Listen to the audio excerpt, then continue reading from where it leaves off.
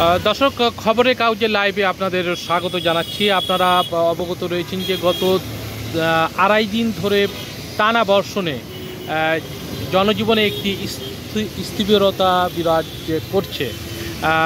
এর কারণ অনেকে প্রয়োজন ছাড়া বাইরে বের হচ্ছেন না, এবং বিশেষ করে যারা সরকারি এবং প্রাইভেট যারা সেবা প্রদান করেন তারা ছাড়া অনেকেই তাদের জরুরি কাজ ছাড়া অনেকটা বাইরে বের হচ্ছে না, এবং রাস্তায় সড়কে যানজট কম রয়েছে, এবং সকাল থেকেই আজকে যানজট খুবই কম লক্ষ্য করা গেছে। তবে বেলা বাড়ার সঙ্গে সঙ্গে বাড়লেও এখন কিছুটা কম গাড়ি ঘোড়ার সংখ্যা কম দেখা দিয়েছে। এর পাশাপাশি আরেকটি বিষয়, বিভিন্ন স্থানে যাতায়াতকারী লোকজনের মধ্যে একটি ভোগান্তি লক্ষ্য করা গেছে। বিশেষ করে নারী এবং নারী শিশু সহ বৃদ্ধ যারা লোকজন রয়েছেন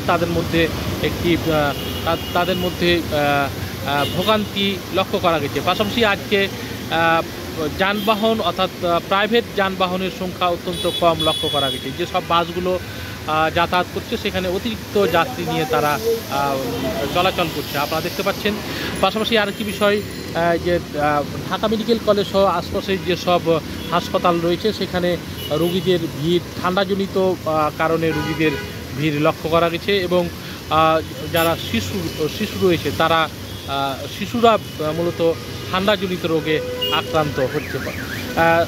দর্শক দেখতে পাচ্ছেন যে একজন ট্রাফিক এখানে দায়িত্ব পালন করছেন।